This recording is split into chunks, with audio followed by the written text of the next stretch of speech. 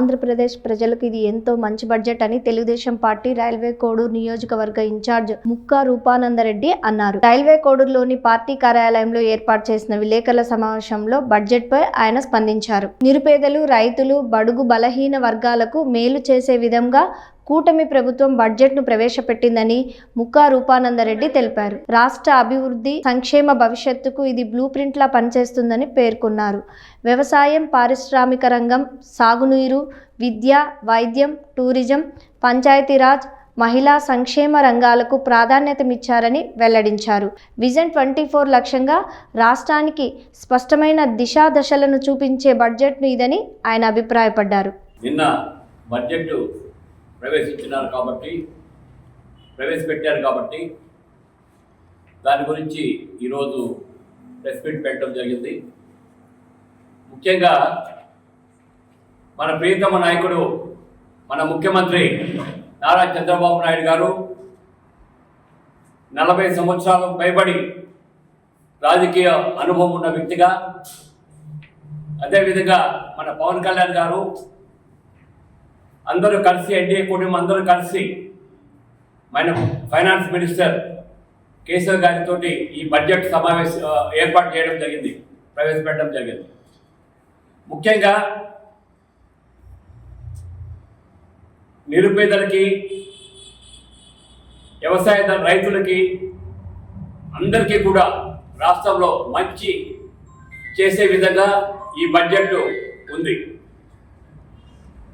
రాష్ట్ర అభివృద్ధి, సంక్షేమం, భవిష్యత్తు ఒక బ్లూ ప్రింట్ లాగా బడ్జెట్ ఉంది.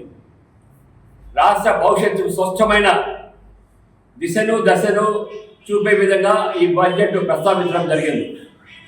ప్రజల ఆశలకు, ఆకాంక్షలకు అనుగుణంగా ఈ బడ్జెట్ని కూటమి ప్రభుత్వం రూపొందించడం జరిగింది.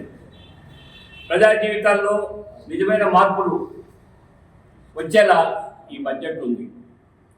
బడుగు బలహీన వర్గాలకి అభివృద్ధి లక్ష్యంగా వ్యవసాయ, పారిశ్రామిక, సాగునీటి, విద్యా, వైద్యం, టూరిజం, పంచాయతీరాజ్, మహిళా సంక్షేమం రంగాలకు బలోపేతం చేసే విధంగా ఈ బడ్జెట్ ప్రవేశపెట్టడం జరిగింది. ఎస్సీ, ఎస్టీ, బీసీ, మైనార్టీలకు ప్రాధాన్యత ఇవ్వడం జరిగింది. అన్ని వర్గాలు సమగ్రాభివృద్ధి లక్ష్యంగా 3,032 లక్షల కోట్లతో బడ్జెట్ ప్రవేశపెట్టిన గౌరవ ముఖ్యమంత్రి గారిని, గౌరవ ఆర్థిక శాఖ మంత్రి గారిని అభినందిస్తున్నాం. రాష్ట్ర అభివృద్ధి లక్ష్యంగా ఎన్నడూ లేని విధంగా మూలధన వ్యయానికి 53,917 కోట్లు కేటాయించడం అభినందనీయం. వ్యవసాయ అనుబంధ రంగాలకు 13,599 కోట్లు కేటాయించడం రైతుల పట్ల మన ప్రభుత్వానికి ఉన్న చిత్తశుద్ధి అద్దం పడుతుంది. గత ఏడాది బడ్జెట్లో 300 కోట్లు కేటాయించి మామిడి, ఉల్లి, కోకో, పొగాకు రైతుల కేటాయింపులకు మించి 1,200 కోట్లతో ధరల స్థిరీకరణ నిధి కింద ఆదుకోవడం జరిగింది. ఈ ఏడాది కూడా 500 కోట్లు కేటాయించడం రైతులకు అండగా నిలవడం జరిగింది. గత ప్రభుత్వం 5 ఏళ్ల ధరల స్థిరీకరణ ఖర్చు చేసింది 880 కోట్లు మాత్రమే. సాగునీటి ప్రాజెక్టులకు శరవేగంగా పూర్తి చేయాలనే లక్ష్యంతో ప్రభుత్వం పనిచేస్తుంది. ఈ ఏడాది బడ్జెట్లో 18,222 కోట్లు కేటాయించడం జరిగింది. ఈ ఏడాది పోల్చుకుంటే 4,000 కోట్లు అధికంగా కేటాయించడం జరిగింది. పేదవారి సొంత ఇంటి కల నెరవేర్చడానికి లక్ష్యంతో ప్రభుత్వం పనిచేస్తుంది. గత ఏడాది బడ్జెట్లో 2,000 కోట్లు కేటాయిస్తే ఈ ఏడాది 6,357 కోట్లు కేటాయించడం జరిగింది. సంక్షేమానికి గత ఏడాది 41,726 కోట్లు కేటాయించగా ఈ ఏడాది 53,190 కోట్లు కేటాయించడం జరిగింది. అన్ని వర్గాల సంక్షేమ పునాది వేసేలా నిధులు కేటాయించడం జరిగింది. బీసీల సమగ్రాభివృద్ధి లక్ష్యంగా 51,021 కోట్లు కేటాయించడం జరిగింది. ఎస్సీ సంక్షేమం కోసం 20,644 కోట్లు కేటాయించడం జరిగింది. ఎస్టీ సంక్షేమం కోసం 9,190 కోట్లు కేటాయించడం జరిగింది. అదేవిధంగా మన మైనార్టీ సంక్షేమం కోసం 6,090 కోట్లు కేటాయించడం జరిగింది. మహిళా శిశు వికలాంగుల సంక్షేమం 4,522 కోట్లు కేటాయించడం జరిగింది. మొత్తం సంక్షేమానికి 91,527 కోట్లు కేటాయించడం జరిగింది. గతంలో ఏ ప్రభుత్వం ఇంత భారీగా సంక్షేమ నిధులు కేటాయించిన దాఖలాలు లేవు.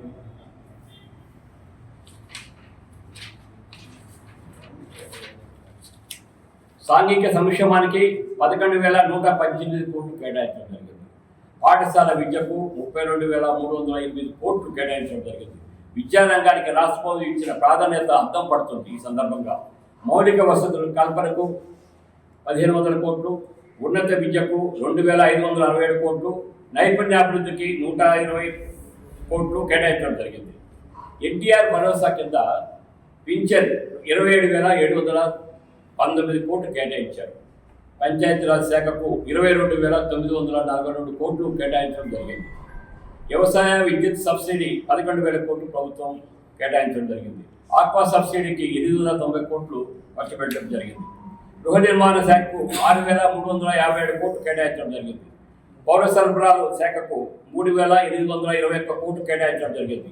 ఆరోగ్య రంగానికి 19,306 కోట్లు కేటాయించడం జరిగింది. పురపాలక శాఖకు 14,538 కోట్లు కేటాయించడం జరిగింది. అన్నదాత సుఖీభ పథకానికి 6,600 కోట్లు కేటాయించడం జరిగింది. అదేవిధంగా ఇంకా ఎన్నో కార్యక్రమాలు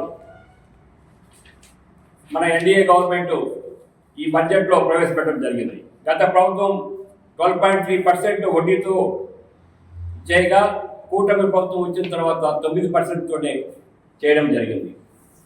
కానిస్టేబుల్ నుంచి డీజీపీ వరకు 20 లక్షల నుండి 40 లక్షల వరకు ఉచిత బీమా కవరేజ్ కల్పించే గ్రూపు పర్సనల్ ఇన్సూరెన్స్ పథకాన్ని కూడా ప్రారంభించడం జరిగింది. ఈ బడ్జెట్లో కోర్టు భవనాల గురించి కూడా 349 కోట్లు కేటాయించడం జరిగింది. మున్సిపల్ పట్టణాభివృద్ధికి 14,539 కోట్లు కేటాయించడం జరిగింది. కూటమి ప్రభుత్వం వివిధ కేటగిరీలో 30,607 కోట్లు ప్రభుత్వ ఉద్యోగులకు భర్తీ చేసింది. కార్మిక శాఖకు 735 కోట్లు కేటాయించడం జరిగింది. విద్యుత్ రంగానికి 13,934 కోట్లు కేటాయించడం జరిగింది. అదేవిధంగా ప్రతి ఏడాదికి మార్పు వచ్చేలా అన్ని రంగాల్లో గణనీయమైన అభివృద్ధి చోటు చేసుకునేలా 15 వర్గాలకు జీవన ప్రమాణాలు మార్పు జరిగేలా బడ్జెట్ను రూపొందించడం జరిగింది.